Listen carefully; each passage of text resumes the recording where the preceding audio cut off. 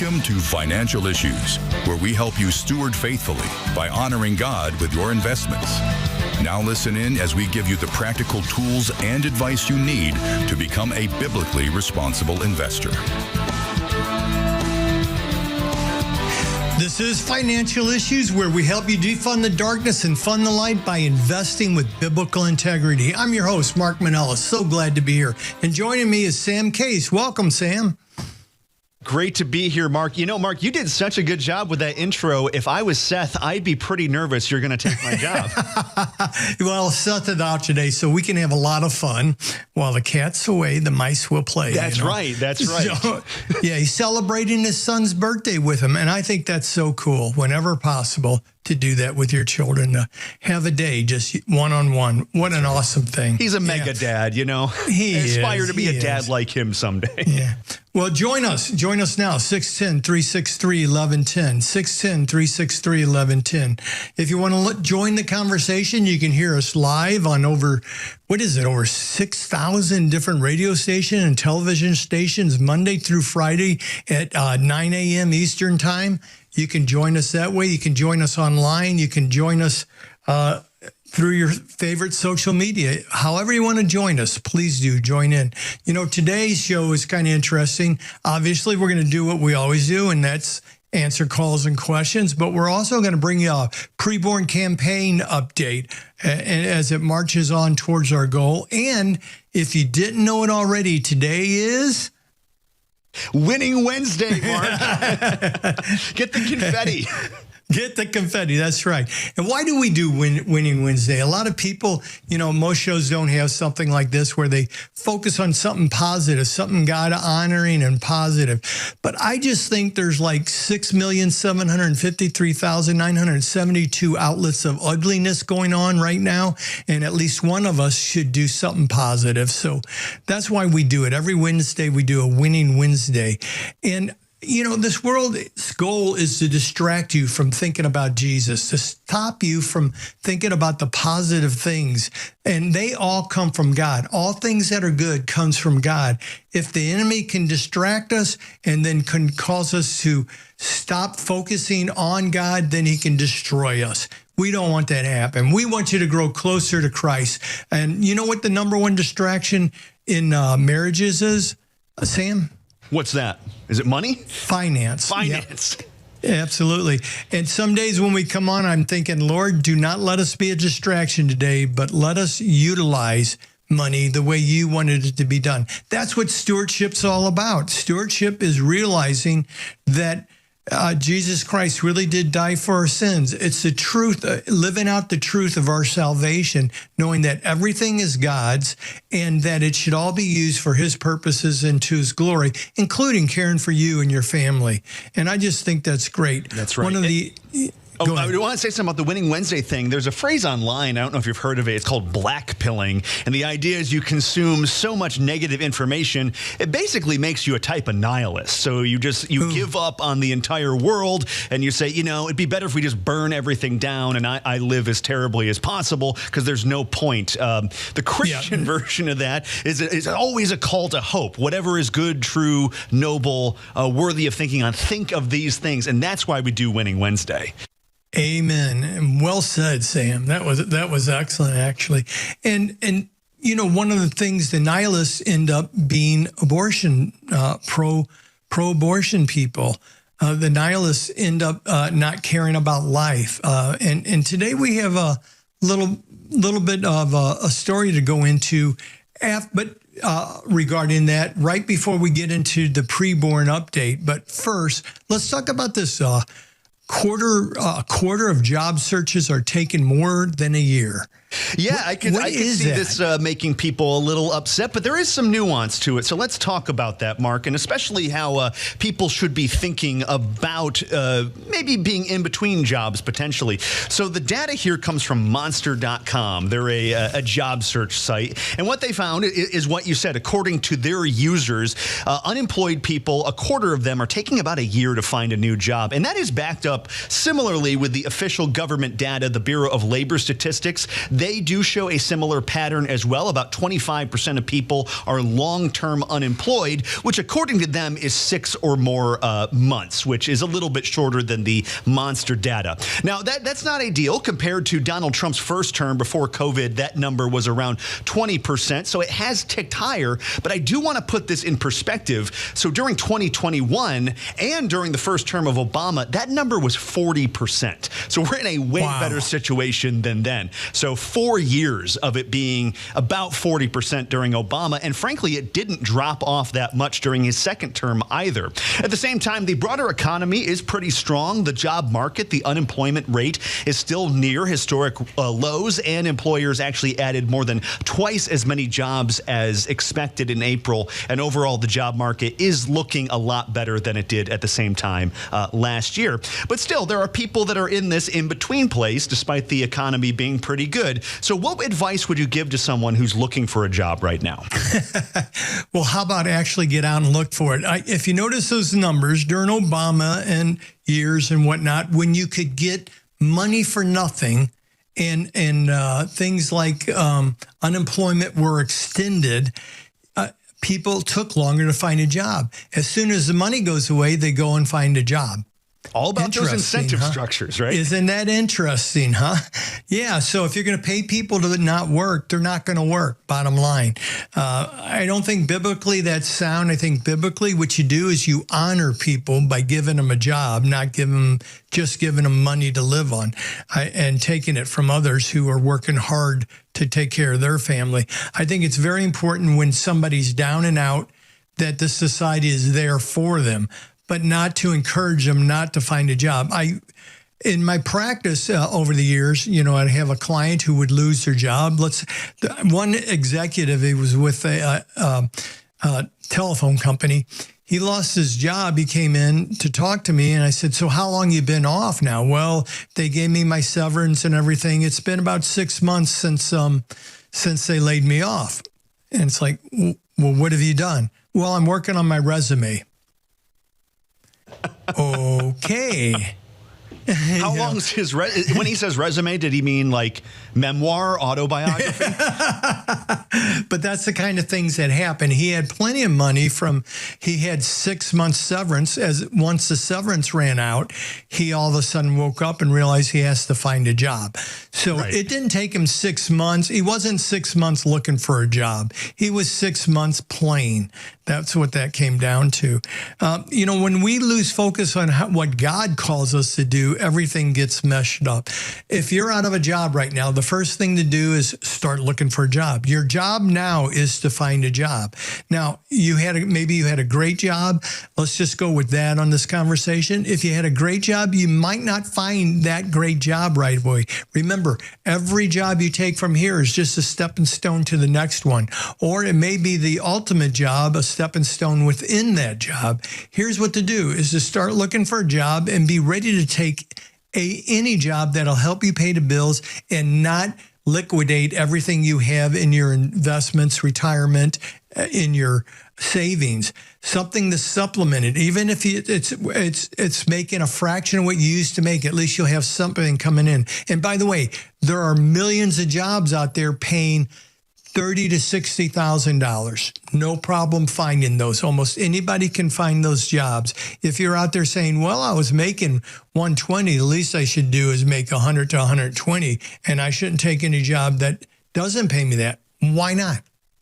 Who are you to say that? Why not take a job and be productive and contribute to your family that way, and then use it as a stepping stone to the next job? Yeah, I don't know about you, Mark. I've always found it's easier to find another better job when I'm already working a job, and I just think it's a mindset thing. You feel like you're already engaged. Right. So phase one is to determine that your job now is to find a job. Phase two is to determine, is this a good time to maybe start my job? And what I mean by that is, why not start a business? And everybody, I don't have the money to do that. Well, you don't need a lot of money to go buy a rake and a lawnmower. And I've had neighbors that were making more than I were back then, cutting lawns. So yeah, you can do this and you can make good money doing this kind of stuff. And maybe it's not what you want to do forever, but one of them ended up selling their lawn mowing service to another lawn mowing service and made gobs of money and retired on that. I mean, it's just incredible the kind of things you could do. Start thinking, should I have my own business or should I be finding a job? Should I be working for somebody else or should I have my own business? Yeah, I know it's hard to start a business because you don't know what you're going to run into and all those different kind of things. But, most of my life, if I, for one reason or another, were moving on from a job, a position, a company or something I started, it was very easy to go find a way to make more money. It's just you have to be in the right mindset, realize that God wants you to do all you can with what he has given you, and that's including finding a job. 610-363-1110. Maybe you disagree with me, maybe you agree. Let me know.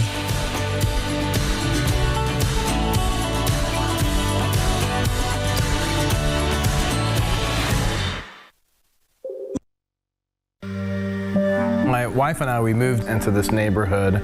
We had some experience with Crossroads Kids Club. We had served at another club. We kind of thought to ourselves, like, it would be really, really cool for us to actually bring in a club that was able to share the love of Jesus with kids directly into the school. And so we started our Crossroads at Hilltop. Crossroads is amazing. You can learn all kinds of things about God. That he loves all of us. He died on the cross to pay for our sins. That he will help me in every way. There is just such tremendous opportunity to reach kids in some of these areas that just aren't being reached.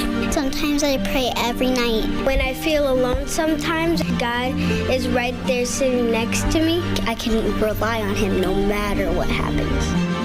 Help reach kids with the hope of the gospel. Visit reachOurschools.com.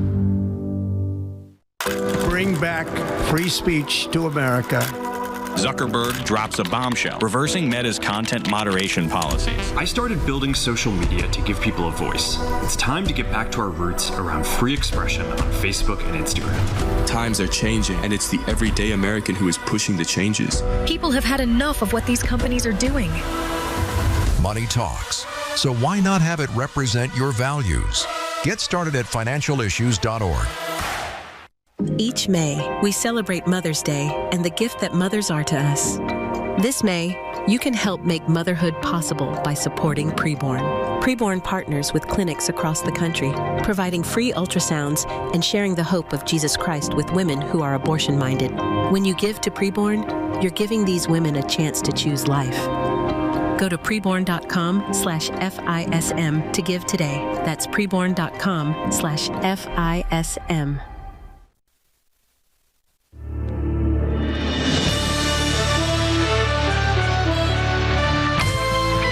Welcome back, everyone.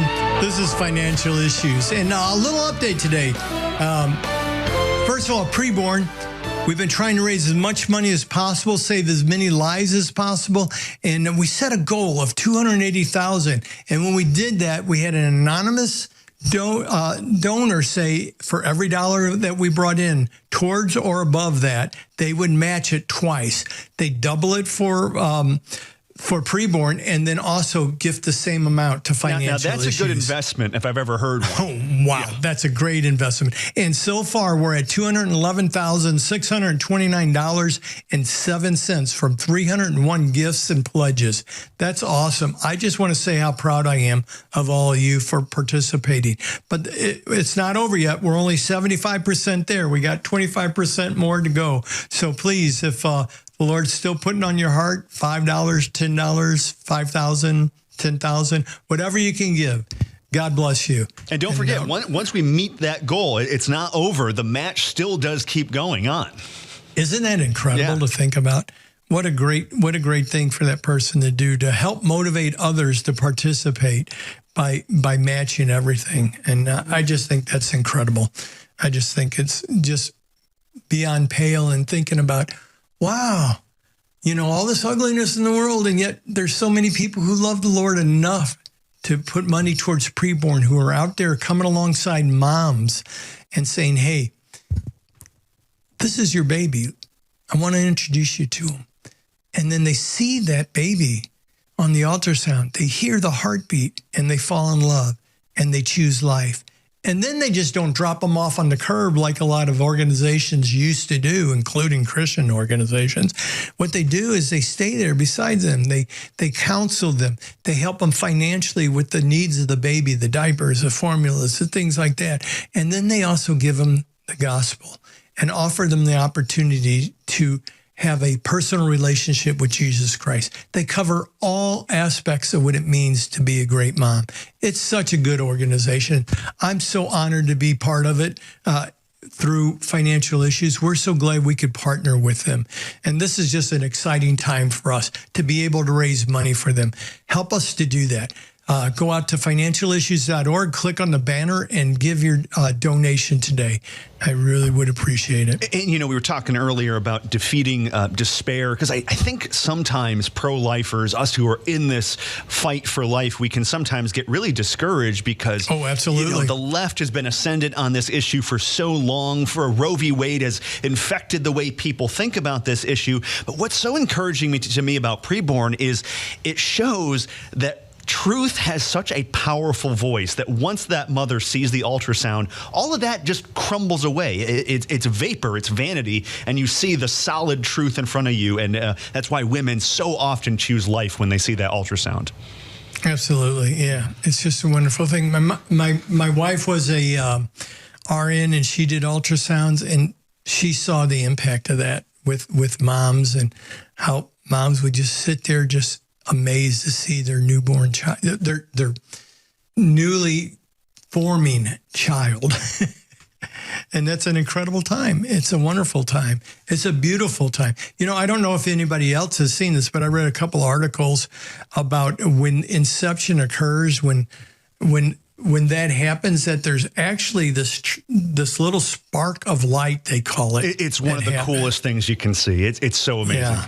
They actually can physically see a change happen when that happens. And I mean, how cool is it? That's all I can say is how cool is it? Yeah. Life is real. Yeah. We have a God speaking of that is encouraging awesome. Stuff, Mark, we do have Winning Wednesday. I see we do have a caller coming in, but he's still getting queued up. So let's go to Winning Wednesday first. And that is this incredible story that the DOJ is beginning its crackdown on these gender clinics for children. And the result is, out of these lawsuits, they're now setting up detransition clinics. So what happened is on Friday, the DOJ announced that Texas Children's Hospital has agreed to pay $10 million in damages for performing these so-called gender transition procedures on children. And as part of that lawsuit, it wasn't just the money. They also agreed to fire some of these people that were involved in this ghastly, let's face it, Frankenstein-like procedure. And here's the really cool part. As part of the settlement, these hospitals, this hospital in particular, will set up the first of its kind clinic to detransition these children. So they were involved in the harm. Now they're going to take care of the kids to get them back on the right track.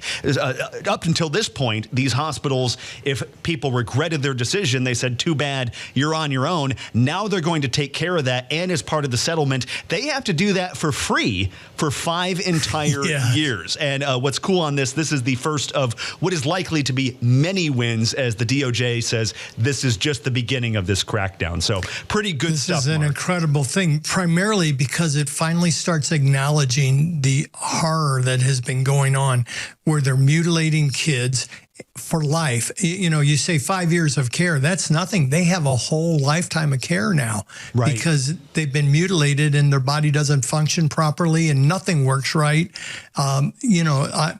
It's a great step because it recognizes the perversion and the craziness that's been going on. Recently, I heard the president say something about the reality is there's no such thing as a trans person. Right. That's not a class of human being. Yeah. It's just somebody who believes there's something other than they are. Right. That's what he said. And I thought, finally, somebody said it out loud. There's some good things going on, folks. And that's what happens when those who know the one true God, stand on the truth, speak the truth in love. I would say that Trump can work a little bit on the in-love. Yeah, on the second part, the in-love part. But he is at least speaking the truth. That said, why don't we go to Gary? And in Maryland, I believe it is. That's right. Gary is calling from Maryland. Gary, you are on the air. Welcome to Financial Issues. Welcome, Gary. All right. Well, thank you. And my name is Gary Harrison. I listen on the Calvary Chapel Ocean Gateway radio system here in Maryland, and I ran across your program a couple weeks ago, and here's my, it's not a situation, but this is my situation. I'm 76 and had a medium paying job for about 40 years and didn't save a lot of money, but did buy a small piece of property. And I was a landlord, and I made a little bit of money on that. But I just sold the property at 76. Excuse me. Getting to the age now where I really can't do the repairs myself, and the repairs are getting to be way out of sight to have anybody come and do those for me. So I've ended up with about $135,000. First time I've ever had that kind of money in my hand in my life. And at 76, I'm wondering what I need to do with it. Okay. Well, congratulations. And, you know, investing in property is investing, and it has historically been a really good investment. So kudos to you for what you did, buying the property. I believe real estate, especially rental, is a good thing. And I had many clients over the years who had multiple rental properties. And when they did get older, especially, it seems like, Gary, you know, I'm just over the hill a little bit here myself. When you get to a certain age, it gets really hard to do things, you know, and at that time, I had one client whose husband passed away, and she had 3 apartment buildings to take care of, and she couldn't do it. And, you know, she needed help with moving those apartment buildings, selling those apartment buildings and turning that into income for her, because she was used to all the income from the rents and whatnot. So I think you're doing the right thing. You got $100,000. At this stage in life, I'd be very careful, and especially with the markets being overvalued at this time, with the PE ratios being so high in the S&P, and forward ratios even are high. What I would do is I would put together a portfolio, more of an income growth portfolio, one that has at least 30 to 40% in fixed income products like bonds. You know, the new Timothy Plan ETF is perfect for that. It's a new fixed income ETF, which is great because you don't have any of the internal expenses, 12B1 fees or stuff like that. It tells you right up front they cost 50 basis points a year for them to manage it. That's what they take out of it. It's a really a good help for us fulfilling income portfolio. Then start looking for some preferreds and some rock solid companies with good free cash flow. You can do this if you're a partner, which I assume you are. If you're not, go out to financialissues.org and join. It's only like $132 a year. And then you can go in and establish your portfolio, and it'll give you asset allocation and choose the income growth model. And I would just use the fund model. And then you'd use ETFs and mutual funds that it'll show you that are biblically responsible, so you don't have to worry about offending God or partnering with companies that are killing babies, using and abusing people or stuff like that. And you can put together a really decent portfolio for income or income and growth. I think Gary, choose the income portfolio model at this time. That still has a good amount of growth in it to help your income from that model to grow as well. So you have some growth in it, and then you have income to help supplement your retirement. If you don't need that money for retirement, well, you know, you could give to good causes like preborn. Right. And that is something that my wife and myself would use as retirement. We are very frugal, and we are definitely going to tithe on that. That's for sure. At this time we just got it kind of sitting in a bank, and it's drawing a couple percent. And again, we didn't know exactly what they do. At the very worst, at the very worst, go ahead and open up an investment account and get it into a good money market, paying 3 to 5% while you make decisions on it. Maybe even while you wait to find out what your taxes are going to be on it and things like that, if you haven't paid those already. Remember, there's going to be taxes on your capital gains on that. All righty, Gary, thank you so much for that. And thank you for all your calls. Please, if you've been listening and this has piqued your interest in some other ideas, give us a call at 610-363-1110. 610-363-1110.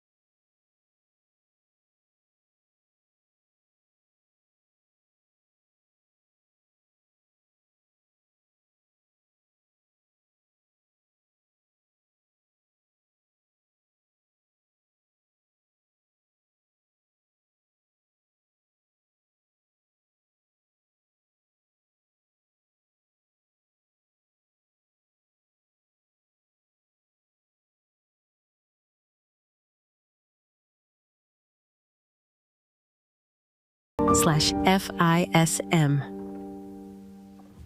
You're careful about what you bring home when shopping, especially when it comes to feeding your family. Shouldn't your investments work the same way? At Timothy Plan, we offer a wide selection of mutual funds and ETFs that can help you allocate assets without compromising your values. From technology to healthcare, energy to real estate, our funds are not only diverse but uncompromising to your values. Timothy Plan funds are filtered to avoid companies involved in abortion, pornography, human trafficking, and other harmful agendas. What you invest in should reflect what you stand for. Are your investments bearing good fruit? What's in your portfolio? Contact your financial advisor today to find out, or contact Timothy Plan directly at 1-800-TIM-PLAN to discover more. Before investing, carefully consider the fund's investment objectives, risks, charges, and expenses of the investment company. This and other important information can be found in the fund's prospectus. To obtain a copy, visit timothyplan.com or call 800-846-7. Read each prospectus carefully before investing. Investing involves risk, including the potential loss of principal.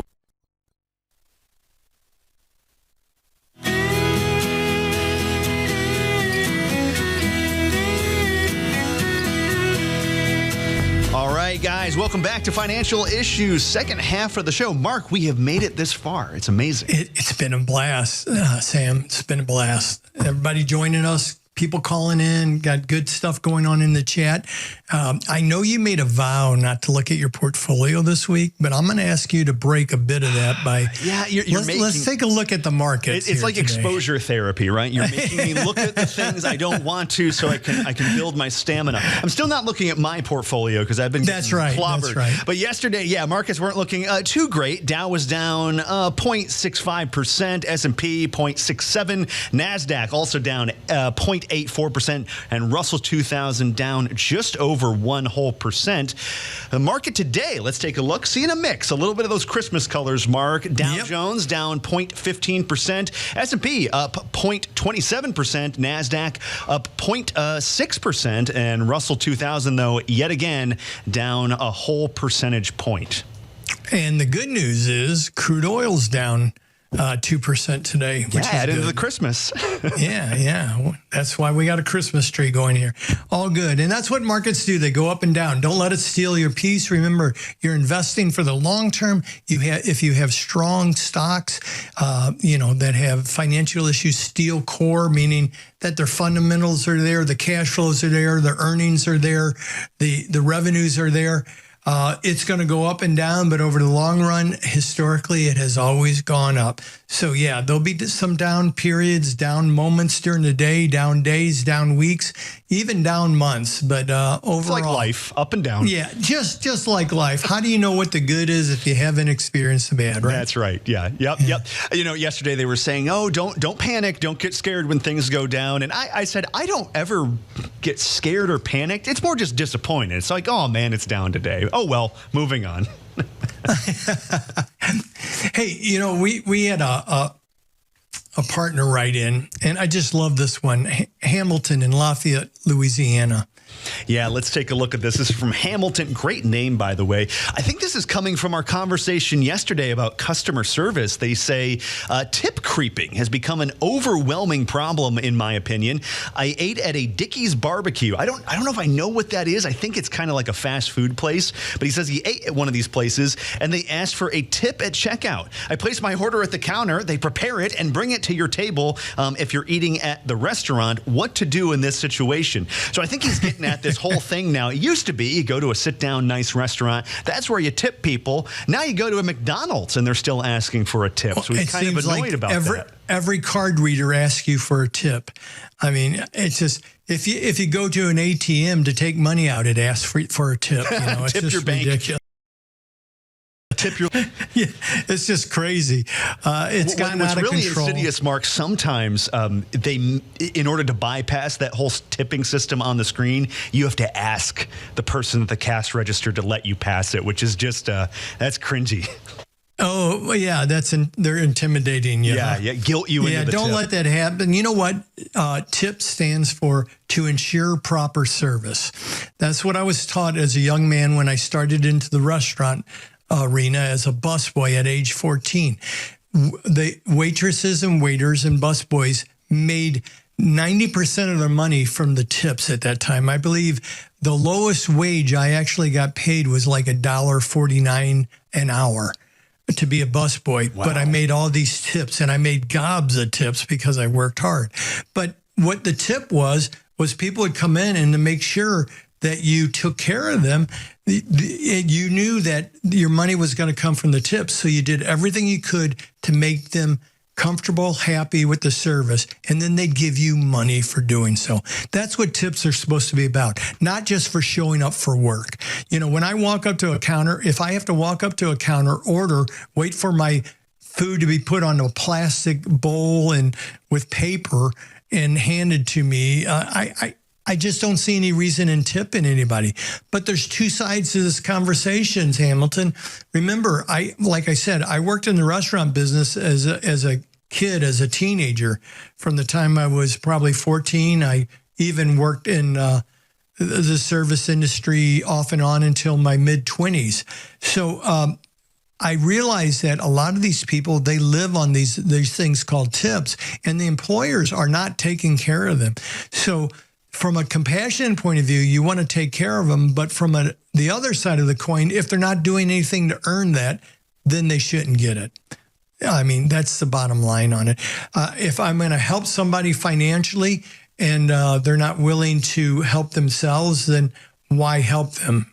Sometimes that's what comes across.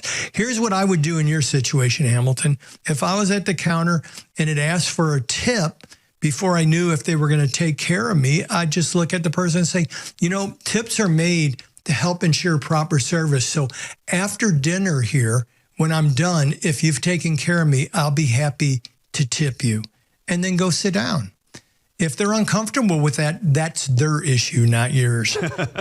You mean you're tipping me the way it's supposed to work? Exactly. And they may not even realize that, there's a lot of, I do believe things have gotten out of whack on the one side where everybody's asking for a tip and the owners of the operations are trying to supplement their people's income with tips instead of paying them well. Well, I think it's a little bit of both, if you go to Europe, there's places they don't even let you tip. They're paid well to be waiters and waitresses, but the service isn't that great. Yeah, I read an article. I actually have it right now. And they're talking about their experience in Ireland. And they say, they don't tip the way that we do here. There's not really gratuity. You can do it if you want, but usually that's already just tacked on to your tab. And as a result, there's no refills on water. The waiter or waitress doesn't really check on you because there's not that incentive structure to add to the additional service level. So maybe the concept of tip is changing to, let's stop calling it a tip and let's call it just build it into the price of the food. Make the maybe even, I don't know if anybody wants to do this, but you might even want to get to the manager and say, hey, why do you ask everybody for a tip for walking up and patronizing your business? Why don't you pay your people right? And then we won't have to do this. Right. I don't know. I have the same, obviously, Hamilton, I have the same frustration you do. I really want to care for people. And by the way, here's the deal. Whenever I go to a restaurant, almost every time my wife and I will ask the waiter or waitress if we could pray for them because we're going to pray over our food. And when we do that, 70% of the time they say, well, thank you. Here's what's going on. My son's in the hospital or there's this going on. And we'll pray with them for them. And then when we leave, could you imagine then leaving and not leaving a decent tip after you've been, after you proclaim the name of Christ and then you act like a pagan, greedy, person? I think that as Christians, we should be tipping bigger than everybody else. We should be showing people we trust in God. This is part of your giving. Think about it like this. This is part of giving. You are showing Christ in you by taking care of that waitress, by not being a minimalist on your tip. So as a Christian, we should tip well, but we should let them know it's from God. That's the bottom line. Hey, Mark, I see we got a call in here. They're going to set me straight. This is Steve. He says he's going to explain to me what exactly Dickey's barbecue is so we can set this whole tipping conversation rate. Well, we got about 2.5 minutes. Let's go there. Steve, set Sam straight, please. Dickey's is a southern barbecue chain that gives in cafeteria style by walking up to the counter and selecting it as you go. If they make you wait, they will bring it out to you. Wow. So you do all the work and then they ask for a tip?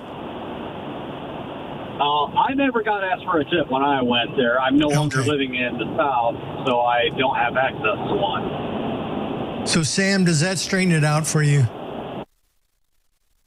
No, I think it does a little bit. I do appreciate Steve for calling in about that because that does clear things up just a little bit for me. But I think it does add to the conversation because it's not really a worthwhile thing for a tip. Thank you so much, Steve, for explaining that to me in my Yankiness, not understanding Southern barbecue. You and Seth, you Yankees, right? No, that's exactly right. I know the guys in the chat particularly get after me. The two Georges are from North Carolina. And I say, you don't say y'all? And I say, no, I say you guys. And they treat me like I'm a foreign specimen. I understand that. That's all right. Yeah, there's nothing wrong with that. Well, thanks for straightening us out there. Was it Steve? It was Steve, yep, calling from Iowa. Thank you so much for doing that. There is a whole generation or two of people not everyone, but a lot of people were raised with the idea that they deserve things. Tips changes that. And we shouldn't change tips to reflect that. We should change attitude to reflect tips. I believe if you do a good job, you should be tipped. It doesn't matter whether it's a service industry or anything else. My wife and I want people to know who do good work with and for us that we appreciate it. And it could be something from cabinetry to anything, and we would still tip them for doing so. For going beyond, going beyond the just showing up for work attitude. So we think that's great. And we think it's great that you're with us right now. We think it's great that we have people like Steve who will set us straight, 610-363-1110. That's where you can call and join the conversation. Of course, we got a lot going on in the chat.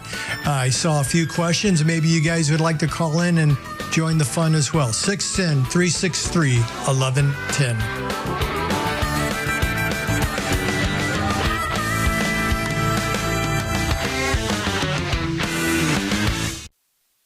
My name is Reagan Gardner, and I am in the 4th grade.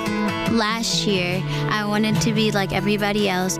I thought I had to act different, look different, and be different to be cool.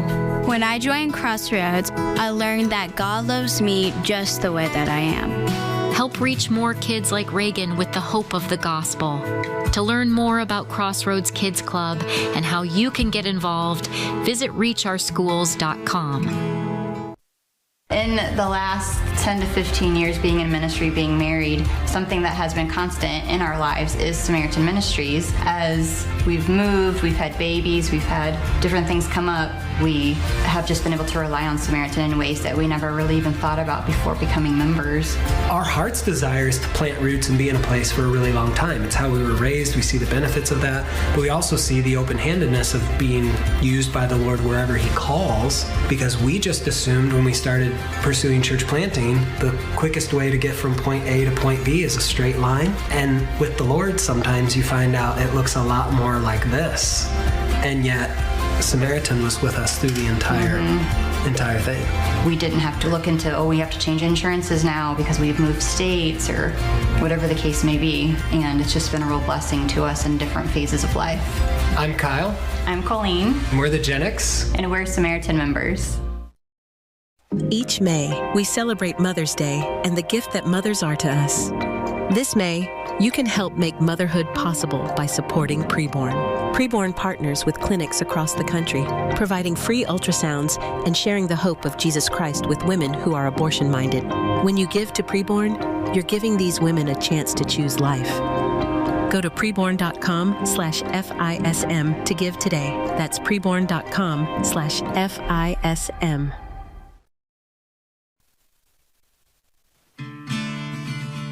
The opinions and recommendations expressed on this program do not necessarily represent the opinions of the station or any of the program sponsors. Additionally, all products or services offered by the program sponsors may not be known by the program. Welcome back, everyone. This is Financial Issues. I'm Mark Manella, and we have Sam Case here with me, and we are having a blast talking about so many things. I noticed in the chat, Sam, there's a lot of questions about real estate. One of them I heard, I was reading, was I really liked it, the idea that why don't they take into consideration inflation when they are charging you capital gains? Reduce that capital gains by the inflation. Make total sense to me. I don't know what kind of reaction you're looking from me, George, on that, but I think you're right on. The only way to change that is to elect the right kind of people and stay on top of them. I know Ron DeSantis down in Florida is trying to do something like this with property tax. He says that inflation should be a factor. Well, I don't get the whole idea of property tax. I don't either. You're renting just from the another government. way to take money away from you for something you paid, you bought, you paid taxes on, you own, and now you have to pay to keep it. Yeah, and if you improve it, if you build a shed or a pool or something like that. Yeah, there's nothing else you own that's like that. If I buy a couch, it's not like I have to keep paying taxes on my couch. Don't give me any ideas. I know. Yeah, no, don't even get me started. You know how Seth's whole thing is Social Security? My whole thing is property. I don't even own property, but the concept of it seems so antithetical to the founding: life, liberty, and property. But you're getting me going, Mark. Yeah. Well, we have Wilbur, age 75. If Florida or any other state treats gold as legal tender and there's no capital gains tax on appreciated gold that is spent via Glint, etc., in Florida, would there still be federal capital gains tax on appreciated gold? And yeah, that's a great question. And if the purchase was made via Florida Glint account in any other state, does that not recognize gold as legal tender? Would there be capital gains tax for that state? Good questions. Bottom line is the capital gains issues. When we talked to Kevin Freeman about the gold card. Can you explain Glint, just to recap what that is? Yeah, Glint is just another processing system for that that you could use with the gold card. You put money in, they buy gold, you use your card, they sell off a little gold each time you use your card equal to that amount. So that's my understanding of it. It's one of the several areas you could do that in. The issue still is capital gains tax, as we started talking about when we came back in, but this isn't on real estate, it's on precious metals. Even though Florida did recognize gold as legal tender, that doesn't have anything to do with the federal capital gains tax. However, since it's in Florida and there's no state tax, I think that has a little bit to do with it. Would there be...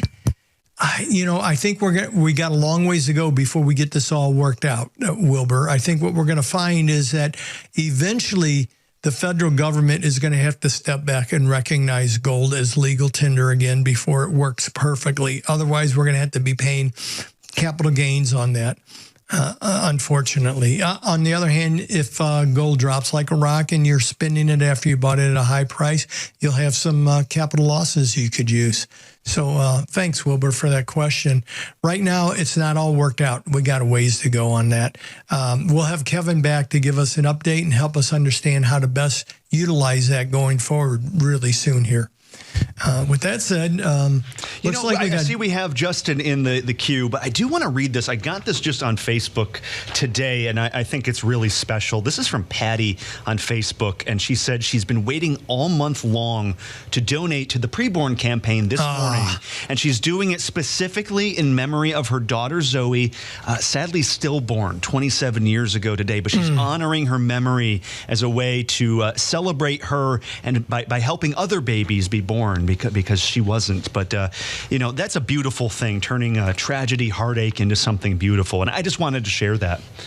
Amen to that. Thank you so much for sharing that. And thank you for doing that, for contributing to preborn and honoring your stillborn daughter by doing so. That's an awesome thing.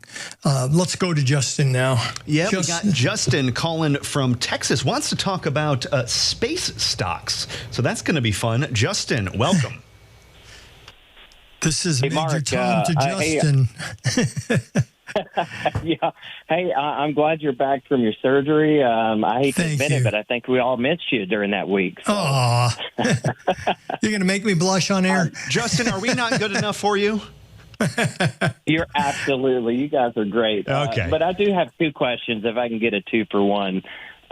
First one is space stocks. I know after really doing a lot of research and hearing what SpaceX is going to do, they're going to take these data centers in space. And if that happens, that really kind of changes the whole landscape. I was curious if Mark, if you're looking for maybe some good buys for us, although, everything's speculative right now. But it is. If that's on your radar.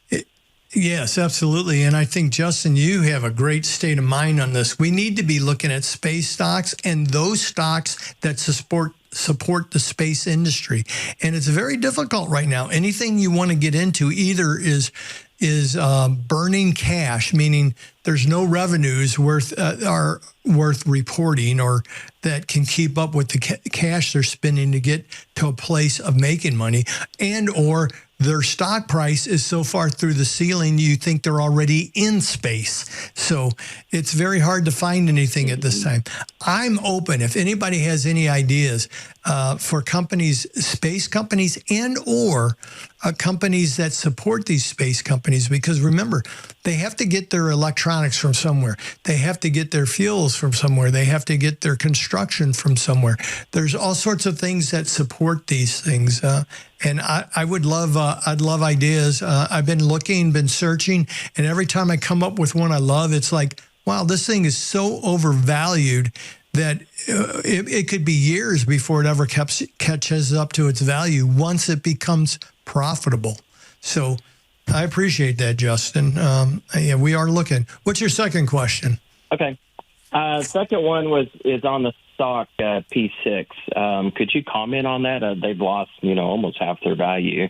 And I was just curious if you still consider that a buy or... let me take a look here. P6 is... I'm running it down. Took quite here. the beating last week, I remember. I think were they down 40%, 45%? Yeah, there's quite a few stocks that are.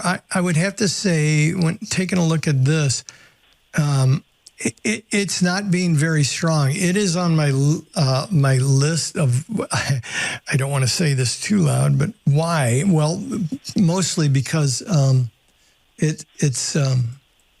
I'm sorry, I just lost my screen. I think it's their year over year was down, so it's just showing some weakness. But maybe with two quarters that didn't look so hot. Yeah, I'm going to have to get back with you on it because I just lost my screen on it, so I can't give you any of the data. So I'll have to get back with you, Justin, on that. But I'll take a look at it. Maybe tomorrow what I'll do is just do a report on P6 for you. How's that? Okay. Yeah, that'll be great. Yeah, I think that'd be something good to talk about on the show, Mark, because I've seen a lot of people talking about that stock. Yeah. I think that's a good idea. All righty. Well, thanks, Justin. God bless you, sir. Yeah, thank you all. God bless y'all. All righty. Well, hopefully my screen will come back here sometime, Sam. But if not, we'll just have a lot of fun tomorrow, right? We only have 3 minutes left, so you watch. It's going to pop up in the last 10 seconds. Yeah, that's right. Yeah, very good, guys. No, this has been an awesome show. Thank you so much. We've been having a blast. Hopefully, we've not been burning the show down without Seth. But again, it's been awesome. And thank you so much for everything you've been doing for Preborn. We're getting so close to that goal. I think that this might be, in my time here at Financial Issues, the best I've ever seen from a Preborn campaign as far as how much money we've been making so fast. Yeah, I've been so encouraged by this. Yeah, me too. I've been very encouraged that there's so many people. What do we have? Over 310 people so far have donated, and we've come up with over $211,000. That's right. Yep. I mean, that's incredible. And to think about, it's just not 211,000 right now. It's 422 because it's being doubled. And it's just not that because it's being matched again. So, I mean, it's just an incredible way to reach moms, to give them the tools and the knowledge and the wisdom they need to choose life, and then to help them. We always want to do that. This is what being a steward is about. Remember, stewardship isn't about just giving. It's about living. It's how we live. It's the journey. The generosity isn't an end game. We don't just store up bins of money to give away later on in life after we die. It's how generous we are along the way. Generosity is the journey. It's how we show God we trust Him in all things. Increase and I just in faith, increase in joy, because exactly, you get to participate in His great works. Sam, I have even woken up during this time of this fundraise and felt the joy of the Lord, thinking about Preborn and how so many people have been giving to it and how many babies are being saved.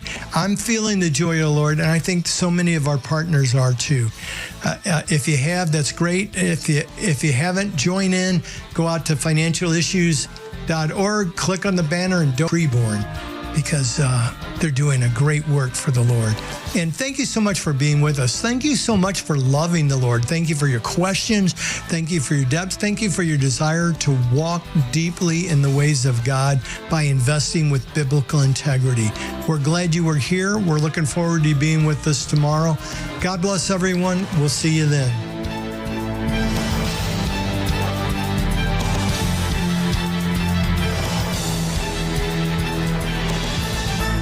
If we ever forget that we're one nation under God, then we will be a nation gone under.